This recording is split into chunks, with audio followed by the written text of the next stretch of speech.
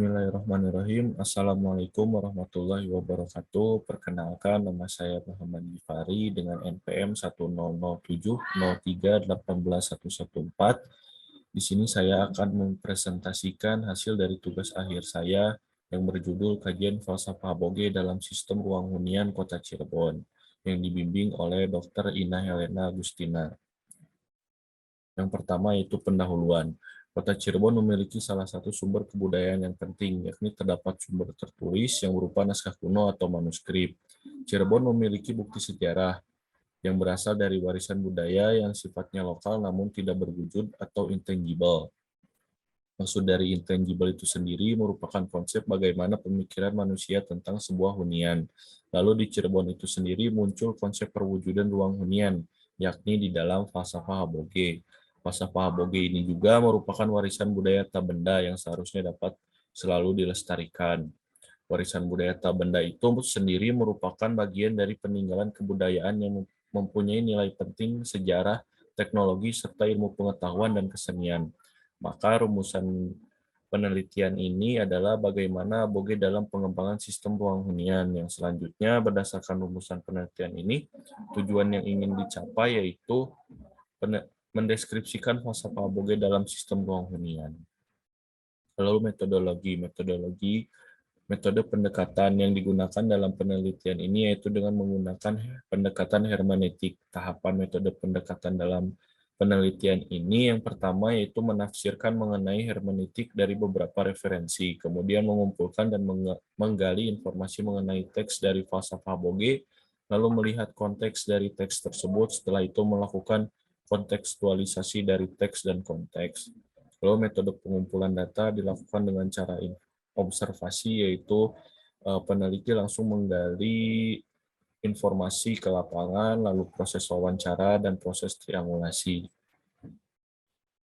Lalu metode analisis data digunakan pada penelitian ini, yaitu dengan menggunakan metode pendekatan hermeneutik yang mencakup 4 tahap pemahaman, diantaranya level literal, yaitu mengurai makna asli dalam teks, lalu level ontologis, yaitu merupakan hasil dari interpretasi dalam teks, lalu level historis kultural, di mana menghubungkan dengan sejarah lampau, dan level eksistensial yang dihubungkan dengan masa yang akan datang atau masa sekarang.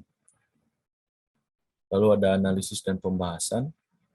Berikut ini merupakan tabel dari pertimbangan penciptaan suatu hunian. Yang pertama ada unsur lokasi, lalu pertimbangannya arah mata angin. Penjelasannya arah mata angin yang dimaksud adalah arah mata angin utara, selatan, timur, dan barat. Setiap arah mata angin tersebut memiliki makna yang berbeda-beda. Lalu ada unsur yang kedua yaitu letak ruang, pintu masuk dan pintu keluar, posisi kamar mandi, posisi kamar tidur.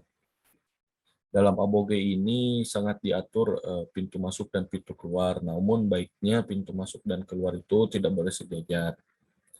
Kemudian ada unsur manusia, proses manusia dilahirkan, penjelasannya perhitungan menurut nama, hari lahir, tanggal lahir, bin, untuk manusia yang akan menempati hunian tersebut. Lalu ada proses tradisi, di mana pertimbangannya pembangunan suatu rumah dan pindah ke rumah yang baru.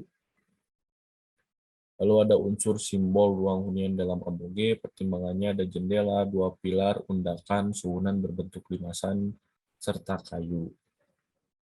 Hermeneutik falsafah Aboge dalam suatu hunian. Tampak dari rumah tersebut memiliki beberapa jendela yang memiliki fungsi agar sirkulasi udara yang baik, karena manusia pada umumnya membutuhkan udara. Lalu terlihat sebelum masuk ke dalam rumah tersebut terdapat 2 pilar yang memiliki simbol jasmani dan rohani.